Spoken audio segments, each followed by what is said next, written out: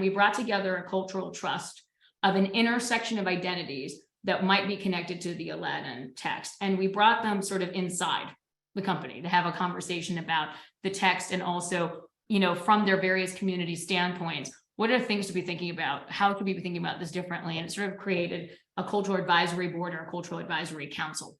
And part of that was also then connecting them to several of our employees who identified right in the same overlapping communities. So we had everybody from Arab Christians and Muslims, as well as folks who represented the Southeast Asian community, the Black Muslim community, and every intersection in between.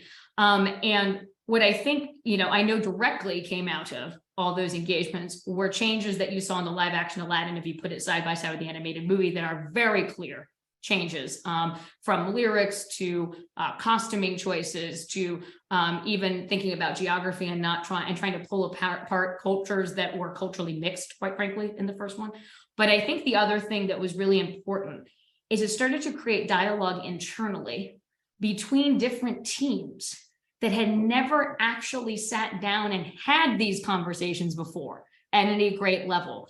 And I cannot tell you what that did, not only for the employees that felt at the intersection of identities that are represented in Aladdin, but also for the larger team and organizations that were involved in making that movie and pretty much every piece of content that comes out of the company.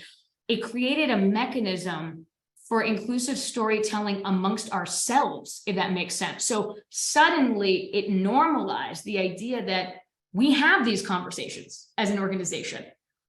They are sometimes tough and complex, right? Like no community or identity is a monolith, shock and awe.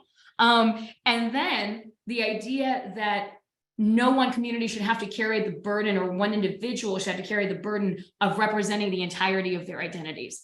And all of those conversations started to move the organization in a process way to actually be thinking about dialogue and movement forward. And for me, it's such a cool example of how you can think about within your organization creating space for conversations, but conversations that are productive toward an end or a goal, right, together. And in the process, you actually start to change culture within your company, because you're building trust, you're building vulnerability, and it's all through the mechanism of storytelling.